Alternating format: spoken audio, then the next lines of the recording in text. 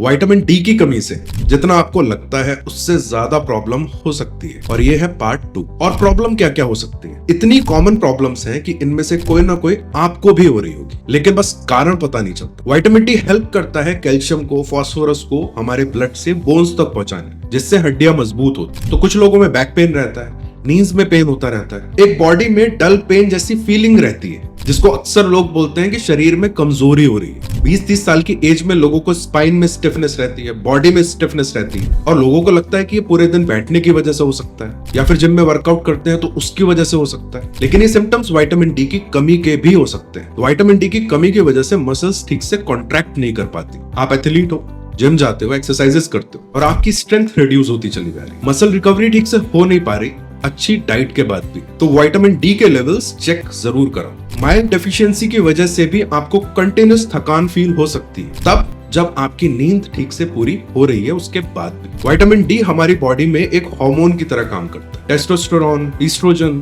Thyroid function पे इसका बहुत बड़ा असर पड़ता है। वुमेन में पीसीओएस के सिम्टम्स और ज्यादा खराब होते चले जाते हैं। इर्रेगुलर और पेनफुल पीरियड्स की प्रॉब्लम बढ़ जाती है अगर विटामिन डी की कमी है तो। इसका सॉल्यूशन क्या है? देखिए, सनलाइट इंपॉर्टेंट होती है, लेकिन उससे आपके विटामिन डी के लेवल्स कंप्लीट नहीं हो सकते। और अब लोग बोलेंगे कि पहले लोग धूप में काम करते थे तो विटामिन डी के लेवल्स उनके कम नहीं होते थे, कोई प्रॉब्लम नहीं होती थी। ये प्रॉब्लम आज ज्यादा होती। देखिए, प्रॉब्लम्स होती थी, लेकिन उनको कभी पता ही नहीं चलता था कि वो प्रॉब्लम्स का कारण क्या है। विटामिन डी के लेवल्स ऑप्टिमल होने चाहिए, मतलब कि 40 से 60 नैनोग्राम पर ml। और इसकी कमी को पूरा करने का, इसके ऑप्टिमल लेवल्स को बनाए रखने का सप्लीमेंट्स ही एक सॉल्यूशन। माइल्ड मॉडरेट डेफिशिएंसी है तो 60,000 IU फॉर 8 वीक्स। उसके बाद अगर लेवल्स ठीक हो जाते हैं तो 60,000 IU per month maintenance dose होती है, या फिर आप मेंटेन करने के लिए 800 to 1000 IU पर डे भी कंज्यूम कर सकते हैं। और सबसे ज्यादा इंपॉर्टेंट बात, विटामिन डी का सप्लीमेंट हमेशा विटामिन K2 के कॉम्बिनेशन में ही होना चाहिए, क्योंकि विटामिन K2 हेल्प करता है कि विटामिन डी